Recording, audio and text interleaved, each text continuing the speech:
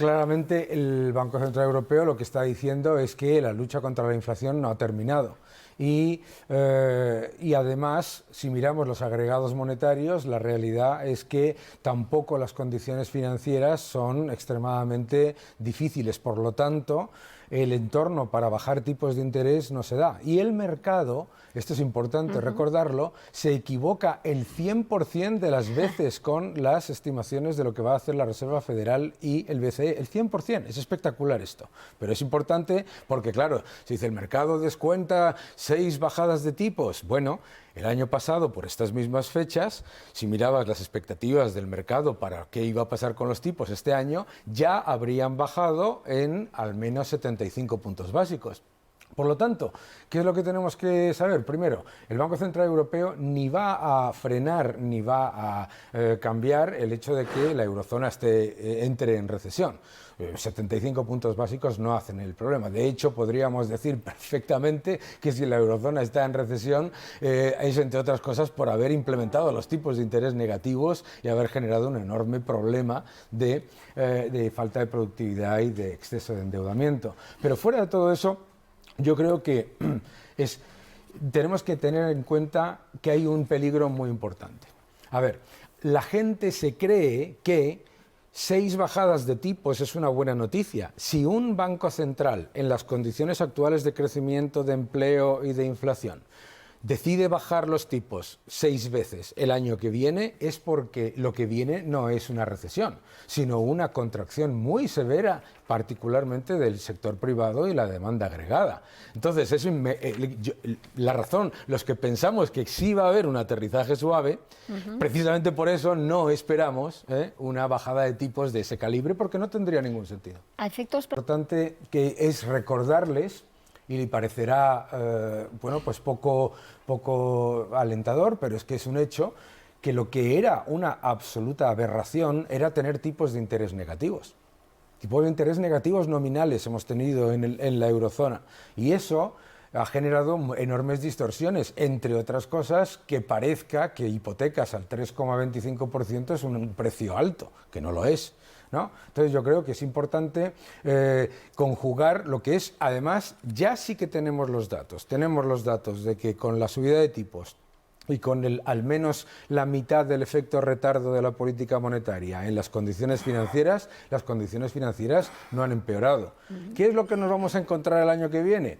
Que la Reserva Federal va a mantener los tipos, bajarlos un poco al final, perfecto, pero lo más importante no es el precio del dinero el año que viene, lo más importante es la cantidad de dinero. ¿Y qué es lo que ocurre? El año que viene Estados Unidos tiene que refinanciar entre los próximos 14 meses aproximadamente 7 billones de dólares, más los países desarrollados otros 3 y pico. ¿Qué es lo que ocurre? Lo que ocurre es que ahora hemos visto el efecto de las subidas de tipos. Lo que tenemos que ver ahora es el efecto de la contracción del acceso al crédito, que es inevitable y además es lógico después de un exceso como el del año 2020, que en 6 meses se creó más masa monetaria que en todo el periodo de lo que llamábamos el bazooka de Draghi. Bueno, hablando de... Yo creo que lo que efectivamente en términos reales, en realidad los presupuestos van a ser exactamente iguales a los de los 2 últimos años. Pero tenemos que tener en cuenta la composición de esos presupuestos, ¿no?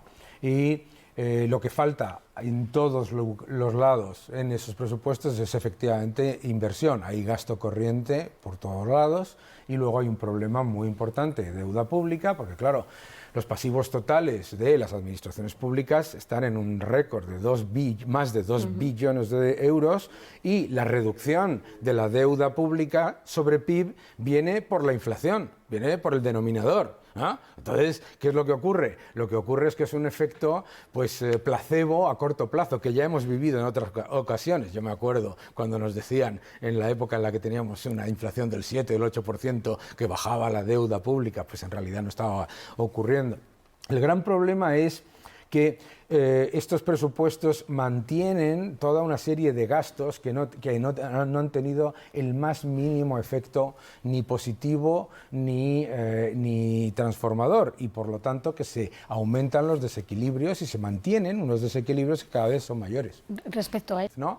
A ver, lo importante de estas medidas es que tienen un efecto, y tienen un efecto a corto plazo, pero sinceramente mantener unas supuestas ayudas, además que son generalizadas, que no tienen ningún sentido, porque no son ayudas que estén localizadas, pero mantener esas ayudas cuando tienes el gas, el petróleo, el carbón, el aluminio, el cobre, todas las materias primas más importantes por debajo de los niveles de lo que llamábamos la crisis energética, etcétera, que no fue en ningún caso porque no hubo. Pero lo más importante para mí es entender eso, o sea, no puedes estar pidiéndole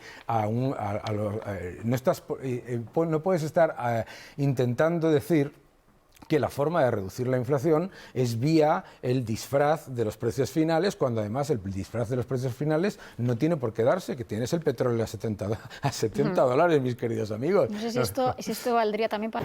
En esto sí que os pido un titular, aprovechando, Daniel, que eres experto en el mercado. Perfecto. Entramos después de esto y la COP esta semana, ¿entramos ya definitivamente en el adiós a los combustibles fósiles?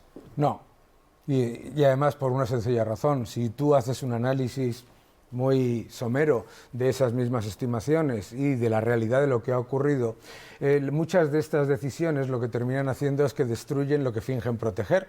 Y, por ejemplo, hoy, mientras estamos hablando, la producción eléctrica en Alemania se ha disparado la utilización del carbón, ¿no? Entonces, el gran error de estas medidas es que, como siempre, pues lo que ocurre es que no están acelerando la transición energética, la están retrasando. Y el hecho de que, por ejemplo, nosotros hayamos multiplicado el consumo de gas natural licuado de Rusia es un ejemplo de ello.